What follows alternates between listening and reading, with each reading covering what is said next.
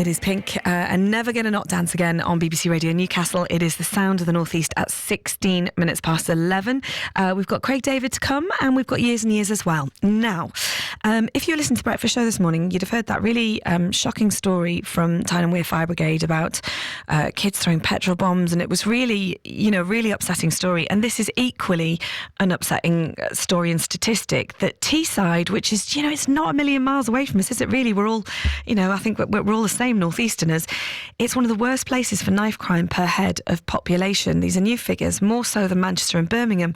So how should £3.5 million of new government cash be spent to tackle this horrific problem? Well, just last year, Northumbria Police urged families to take the time to talk about the consequences of knife crime. Well, who better to talk to than Samantha Madgen's family? We've got Alison, Samantha's mum, and Carly, Samantha's sister, in the studio. And I'm sure you will remember this story, and I'm sure you remember that they've been, tirelessly campaigning ever since. And they both join me in the studio now. Really lovely to have you in the studio. Thank you so much for coming in. These figures these are not the figures that I wanted to be talking to you about. We've met throughout so many times, so many years, and you'd think things had changed. How does it feel for you hearing these figures, Alison? I get angry. I get thinking. It's straight away. I think, how can we just continue to keep stopping it? But it also makes us think, I will not stop, because it makes me want to continue. Yeah. But unfortunately, you can't be having figures going up and up. Violent crime is just out of control, and amongst young people as well. We're seeing it so much more. And that must be frustrating, Carly, because, over the years you've done so much campaigning, you've been in schools, you're doing all that you can, but to hear these figures is, it's not good news, is it? It's not good news. Like you say, we are doing all we can, and for me it's about, all of we're getting together and all of we're doing it together. And we always say we are Samantha's voice. Yeah. But we unfortunately are just a small voice. And I think personally it's about getting those bigger voices to shout about it as well. People who the young people look up to, like, I don't know, like footballers, people who influence people. Yeah. But it's about all being together and speaking loud together about it and teaching the young people. And, when we've spoken in the past, we've talked about how it's about sharing personal stories, and that is incredibly difficult, given that it is your personal story. It's your sister, it's your daughter. This is an incredibly personal story, but the impact cannot be underestimated. And by sharing that impact, you would hope that people would think twice. For people that haven't heard Samantha's story, just talk to us, first of all, talk to us about what kind of a person she was. Let's remember the good stuff. Yeah, Samantha was just a lovely, loving girl, grown up, loved her family, loved her holidays. She grew up with a good group of friends who are still good friends now as well. And she was very loyal to her friends. She just loved dancing, singing, and I think fortunately as well, social media wasn't such a big thing then. So your children were different then, so you could have more time with them. We'd done loads of family stuff together, and she just loved her family. She loved dancing, like they say, the singing, and looking in the mirror and getting herself done. She always wanted to be dressed different to everybody else. Yeah, just a lovely grown-up girl. Singing into the hairbrushes together, Carly. What are your, growing up together as a sister? Well, I was the youngest, so I used to get wrong for pinching a hairbrush. Did you? Or pinching a makeup, or using our straighteners. But as we were, obviously I was 16 when Samantha was murdered, but we were just getting to the time in our lives where our bond was really strong. Obviously she had Callum, so I went through our pregnancy with her, and obviously when Callum was born, and that was our sort of bondly sister bond sort of grown, and then that was taken away. And the impact of that, it cannot, how you even describe it, I don't know, because it's life-changing. Your life has never been the same again, and will never be. I'm sure that you laugh, I'm sure you have joy, but ultimately your life is never the same, Alison, is it? It's never the same. every time we have like happy moments, it's always tinged with the sadness. And every time, even looking back like on photos, you smile at the photo, but you know they're not there. They're missing. Obviously, they're always in our heart, but it is very difficult. And seeing more families every day on the news going through that, it breaks my heart, because I know exactly how they're feeling, and I just can't believe that it's still happening. It's over 15 years since we lost Samantha, and nobody... the ones that can make a difference, is it changing the laws, is it education? I'm not sure, but the ones that can make a difference need to really get on board and help try and make this difference. And Carly, I know that you've both been, you've been in schools and talked to young people. When you talk about Samantha, and you talk about that moment, and you talk about your life never being the same again, what is the reaction from those young people? I mean, do they feel it profoundly? They most definitely feel it. And one thing I say is, they could read Samantha's story on Google. They could just listen to it off somebody else. But to actually, some days are harder than others. We're quite emotional some days we're stronger. But to hear the emotion in our voices and know that, what our words are real, and the life we've lived is real, or living even still. And they can hear and feel the pain in my voices. And we've had a lot of feedback of parents and stuff where some kids have came back upset, but in a way that's then engaged the talk around knife crime with the parents. So and that's what we want. We want the young people to talk about it. Do you think we can be naive as parents as well? We're thinking, I needn't talk about that. He's off out in concert tonight, I needn't talk about that. But actually, the last time, so my son went out in concert, I can't remember, about 4 weeks ago, and there was an incident there, and somebody did have a knife, and you think, well, don't be naive, we should talk about it, shouldn't we? Well, it was 15 years ago for Samantha, when the police informed me that there'd been an incident. I was like, well, they've definitely got the wrong person, because that just wouldn't happen. But obviously it did, and it's thrown us into this. And definitely don't be naive and talk about safety, everything with your children all the time, even though when the teenagers are the worst. I mean, the last thing they want to do is speak to the parents. But even just getting the once, because if they see us, like Carly said, that they'll go home and they'll talk about it, and then the parents will be thinking, well, crikey, and then they start seeing things that them know about what things are going on, and it is making a difference that way. People are talking about it, and the majority of people just don't want it. The majority of a good lot of people, they want change. They don't want this for the future for the kids.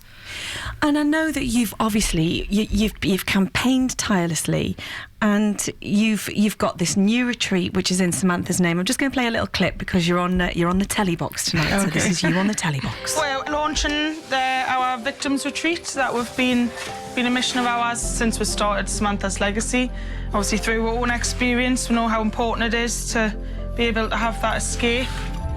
It feels amazing, very proud, and just because everybody's always supported her, and this is obviously a big thing for us to show them where all the support has gone as well.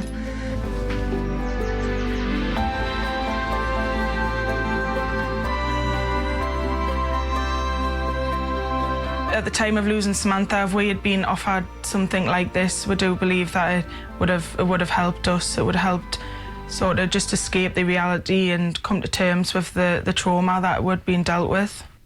So we're going to talk, after we play Craig David, we're going to talk about the retreat and what happens there and how people can be part of that. But how has it felt doing something in Samantha's name that is so positive? How has that felt? Do you want to speak now? Yeah. I thought you were going to say that was one of the questions. It feels really good to be, in a strange way, good. Yeah. Obviously, it gets your emotions going, but to have something like that in Samantha's name to help others and to make the awareness that it's still there. It's unfortunate that it is for victims because victims are using it. Yeah. But as a victim as well, you do need that retreat, you do need, somewhere to escape. And it's one of the biggest things is because we've campaigned, we've always had like little charity doers and everything. People are always supporting, we're donating, and they can see now where the money's gone. So if you have just joined us on BBC Radio Newcastle, you're listening to Alison and Carly, Samantha's mum and Samantha's sister. You remember a dreadful, tragic story.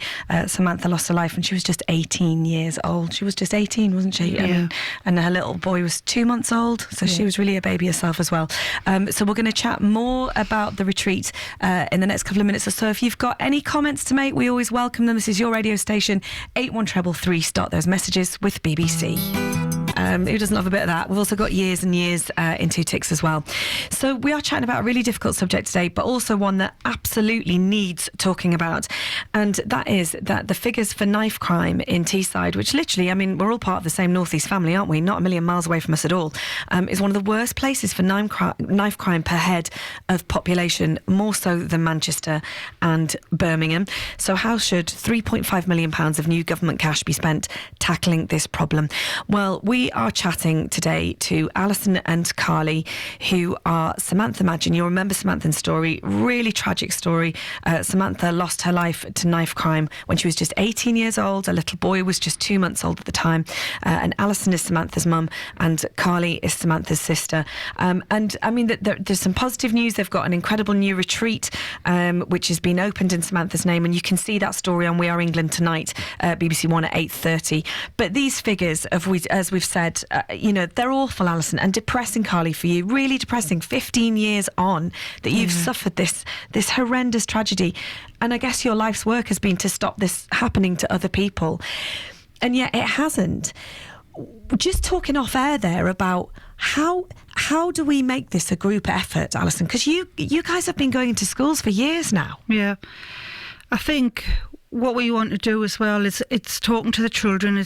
For me, it's educating them at an earlier age. So earlier than kind of 12, 13? Yeah, definitely. And, getting the parents in, having them listen to the stories, and actually seeing their reaction for the children, because a lot of the times the children will start talking about incidents that they do know of, and so-and-so, I know so-and-so carries a knife and stuff, and that I would presume most of the parents would be shocked to hear that. So, and more like as a community as well, we all need to start working together, because...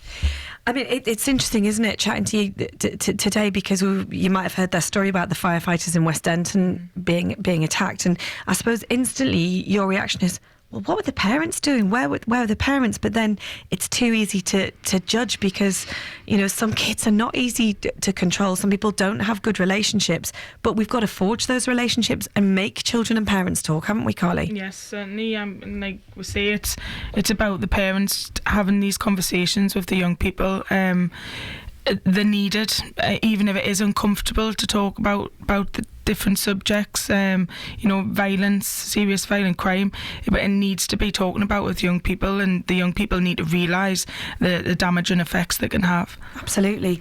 I mean, beyond damaging, it's life-changing. Now, look into the retreat, which people will see if they watch We Are England tonight on BBC One, 8:30. Let me check I've got my times right. Yeah. Yes, it is 8:30. This is England. So, tonight... just tell us about the retreat. Where did the idea come from? So when we first started Samantha's Legacy, it was always aimed just to open a retreat, to have something there for victims. Another thing we always work towards is making a change for victims, and like in the courts, and how they can be better supported. And for us, it was about having just somewhere to escape.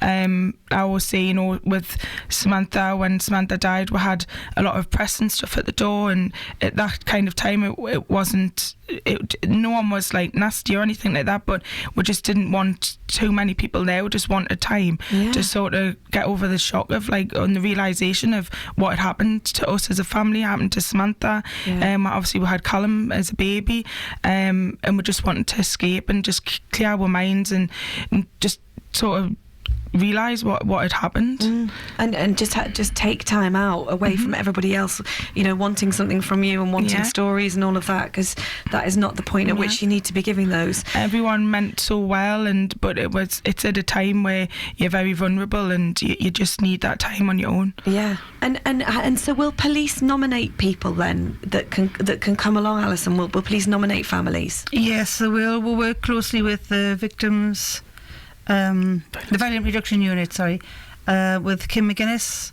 and her team, and we're working with them. And you work quite closely with Kim? Yeah. Who's the commissioner, the police? Kim is very, very supportive with our charity and many other charities. Yeah. She is one of the people who are further up there who can, and strives to make a difference. She's very passionate about her job. And this has been a massive effort as far as fundraising's concerned. Yeah. And I think it's been a bit of a family effort, because am I right in thinking Sam's 9-year-old nephew's been helping out as well? Yes, that would be my son James. Yes, yeah, because I remember you hadn't long had James, I think, when we first chatted. Yes, yeah. 9, blimey, time flies. Yeah, so he is getting on board. And I think because he knows the passion I have to make change, so he's watched me over the years, and obviously he listens to what we're talking about, so he wants to get on board. And we do have a massive family and friends, and they are so supportive, and we couldn't have got here without them, because like we say, all the fundraising, we've fundraised all the money for the van ourselves, and we got there in the end. So tell us about the van, tell us about it. What is it?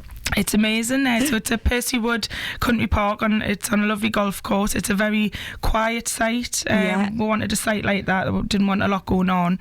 It's a 3-bedroom caravan, wraparound decking. Gorgeous. I love the detail of the wraparound decking. It's lovely in the summer. Yeah. Like I say, it's a quiet site. It's got lovely people there and families, and it's got a bar further down the road if people did want to go venture out and have a drink or a bite to eat. But like I say, we just wanted that quiet space for people. A place of reflection, really. Yes, definitely. And I know that last year you launched the Pink Angels, which is patrolling the Rising Sun Country Park, and obviously, there's been many an upsetting story from there. You are very, very passionate about community safety as a whole, aren't you? Definitely, yeah. So just tell us about the Pink Angels and what they do. That came about because of an unfortunate incident at the Rising Sun Country Park. And again, women feeling unsafe, not just women, actually, just taking your dog for a walk. It was a devastating story. Yes, it was. Was it horrible? And right on our doorstep. Yeah. And we were just, again, making us more passionate to try and make a difference, and also, if there is victims out there, so them can reach out and all as well, so they can feel safe if they need to talk about anything that has happened. I think the work that you're doing is amazing, given everything that you've been through. It's phenomenal. Sometimes, though, when you're taking on everybody else's problems and everybody else's emotion, that's exhausting. So can I just ask you how you are and how you cope with that, Carly? And both of you, how do you cope with that? And do you have time out where you just try not to think about it and do something else and not take on the world's problems? I think for me, it's what I do is sort of like a therapy for me. So I feel at my best when I know I'm making a difference. Obviously, as a family, we have had a rough couple of months ourselves. My mum hasn't been well, and we've lost family members, but I think we had to cancel a lot of work, and so now the new year's here, and I feel so passionate about just getting more into things. My passion's grown all the time, and every single time there's another victim, I just feel that passion. It's like fire inside of us, wanting to just do more, and hopefully, I do have a lot more plans in my head, and I do want to do more, and in my family, like I say, are supportive of everything I do, and they hold us up, and my mum holds me up, and I hold her up. How proud are you of her? Very, very proud. I know Samantha and Lee would be very proud. I'm very proud. Yeah, she's a phenomenal girl. And she is. And you're a phenomenal mum as well, because you have been, you've been going through it with your own. I haven't been very well. Been very poorly. Yeah, and it made you reflect on life again. Yeah. And I just thought, how much can you be thrown at? But like, if I'm the type of person, if you're going to knock us down, well, I'm going to get back up. I know it. Because I won't let... I've always said that Samantha's life was taken by somebody else. So other people won't knock me down. So the more you say you can't, then we will make a difference, and we'll see what we can. Well, you are making a difference. And can I just ask about Callum? Yeah, how's he doing? Because he's good. He's gone from like a little, 2-year-old He's to 15 10-year-old now. Wow. 6'3". Friendly giant. Friendly giant, yeah. Such a lovely, grounded boy. He's looks after his nana really well. He's a real gentleman. I actually got a phone call the other day off a friend. Oh, yeah. And they had seen him when my friend was on the bus, and they had seen him walking an old lady home with her shopping. Oh my! Now that's going to break all of our hearts. I know. He wouldn't have dared tell her though. Like, we would told have kept that everybody now. himself. Yeah, everyone knows now. Yeah. Callum, well done. That's what makes you a good person and a strong person. Absolutely amazing to have you in the studio. Thank Alison you. and Carly, if people want to find out more about the work that you do and Samantha and her legacy, where can they find you? Probably with socials, Facebook, Twitter, Instagram, we're on everything. And what should they type in? Samantha's Legacy. That's it. Yeah. It's as simple as that. Type in Samantha's Legacy. On my website as well, samanthaslegacy.com. Right. Well, wonderful. Thank you for all the work that you do. Oh, thank you. And as will you well. promise to look after yourselves as well? Yes, Yeah. I will. Thank Good. you very much. Good. Thank Thank you. you for coming in. It is 20 to 12. It's BBC Radio Newcastle.